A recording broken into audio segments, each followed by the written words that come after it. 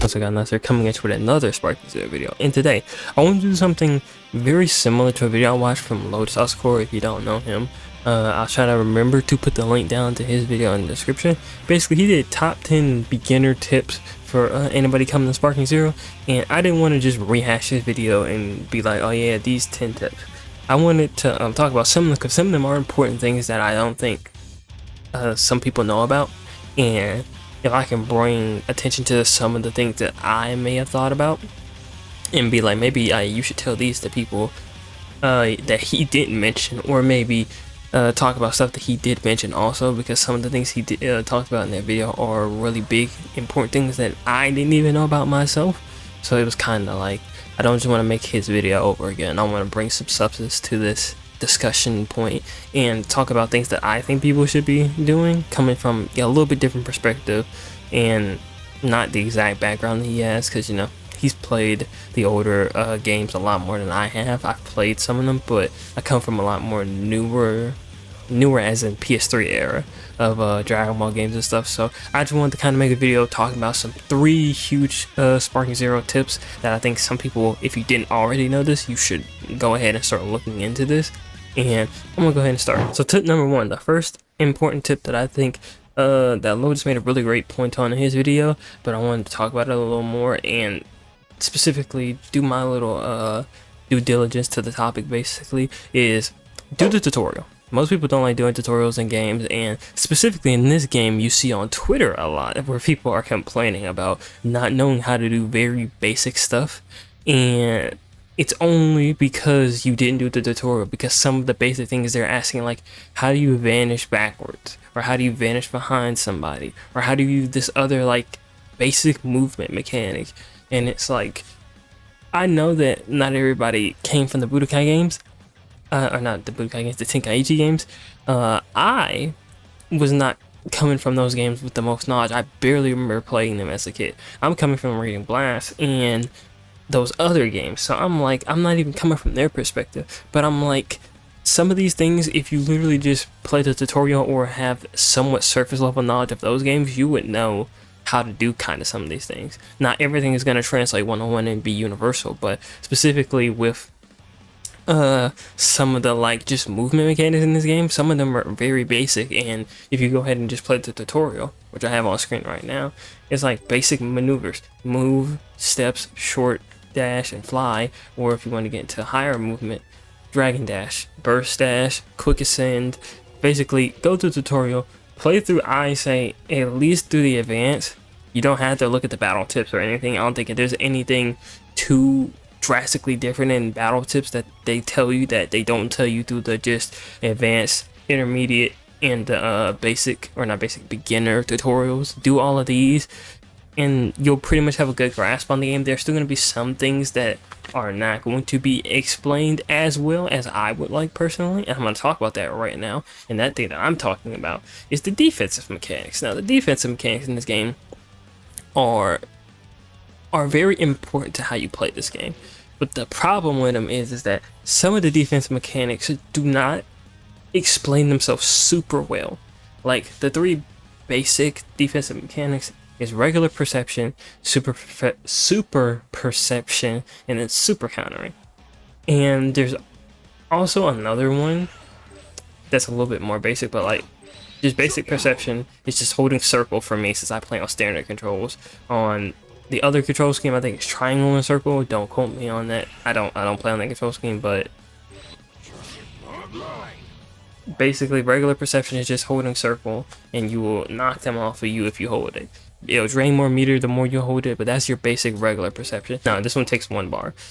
Super perception takes 1 bar, but you just hold it and then knock them off.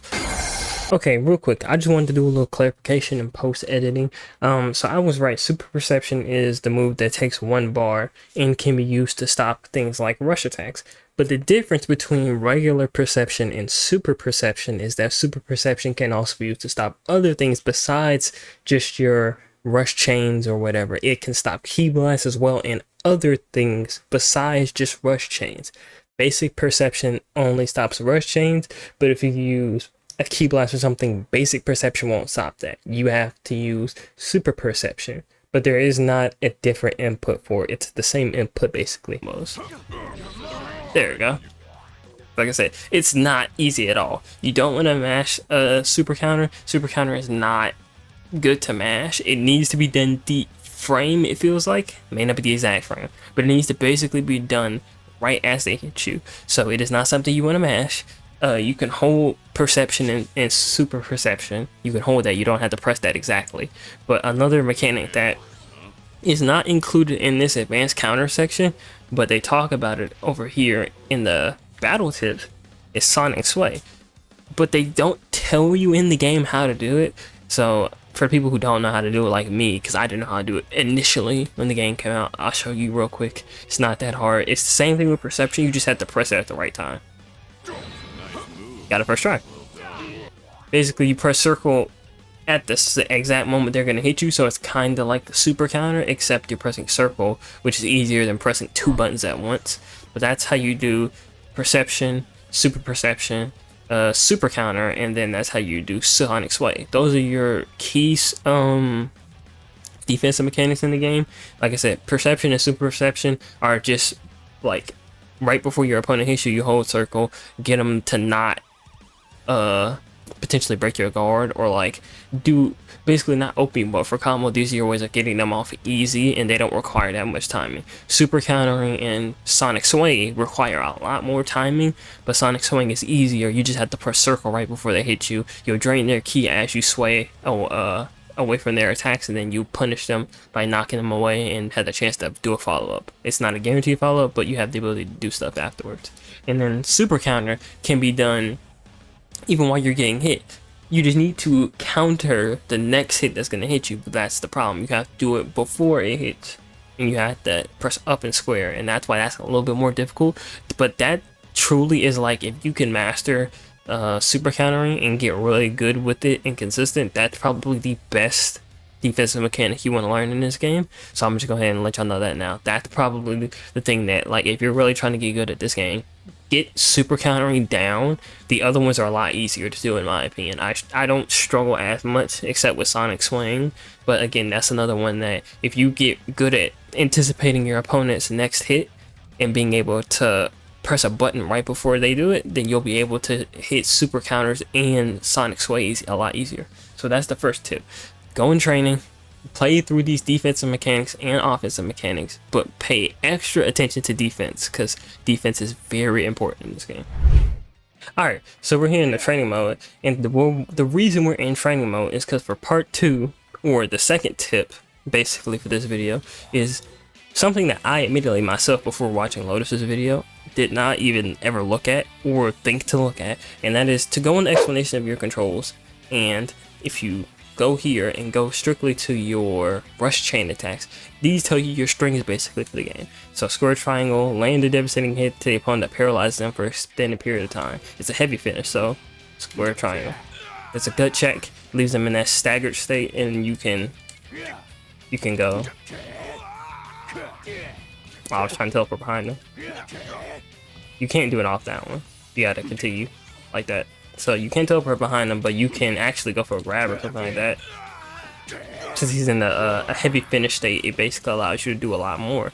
But if you continue looking at explanation of controls, it shows you other stuff like counter techniques and stuff. But like I said, when we go into rush chain attacks, rolling hammer is actually a very important move that not a lot of characters have. I play Broly, I play Goku Black. I think both of them have the access to this move. But the reason that this move is so important is it's square triangle. This allows you to turn your opponent around so that you can do stuff like this. Get behind them and now start a combo from behind. And they cannot perception this or super perception this from behind. I think the only counter is what is it called? Super countering, so forward square and maybe timing a vanish off of your hit. But then if the person is doing it expects that or predicts it because you try to hit them, they can potentially go for a regular perception or super perception if you teleport and they're facing towards you. If you're behind them, obviously, then you're in a better state, but then they might vanish you and then get behind you again. So that one isn't as good of a counter option to it. Normally the best way to get away from people from behind, from what I know as of right now, to get people off of you from hitting these back shots, pause, is to use the super counter. But as I said in the first part of this video, that is not easy to do. But yes, go in the explanation of controls. If you want to look at these other things, you are more than welcome to, but most of these aren't like that important. But the rush chain attack specifically, see if your character has a rolling hurricane. If they have rolling hurricane, that's rolling hurricane, not rolling hurricane, rolling hammer.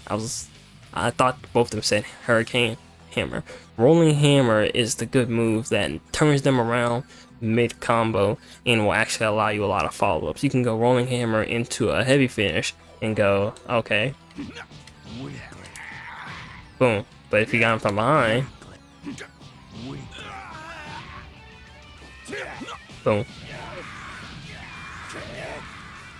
And that's how you can set up for some shit. Just a basic ass combo that's not really that good to do, but just having access to rolling hammer is actually very good, and that's something that you want to see. Not all characters have access to that, so that is something bare minimum you want to check with your character to see if they have access to. If they do, great. You got a mechanic that a move that not every character in the game has, so you might want to use it to your advantage. But that's my second tip when it comes to stuff that you should look at in Sparking Zero to try to improve your gameplay. And lastly, for my last tip that I think is very important that you don't really see too many people talk about as I'm fighting the CPU right now, is don't be afraid to go online and lose, because some people act like they're so scared to fight people, and they'll be like, oh, I don't want to go online because I saw a video of somebody learning how to do these routes.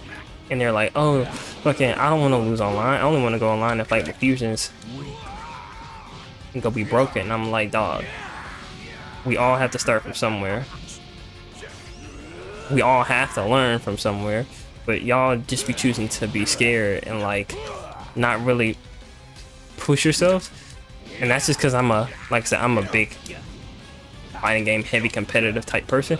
But even if you're like only playing this casually, it's like at least learn all the mechanics in the game so you can not be like, oh, I'm getting steamrolled because they fucking know everything. It's like, of course they know everything.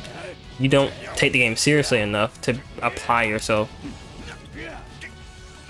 and learn all the mechanics that you have at your disposal that they just chose to learn.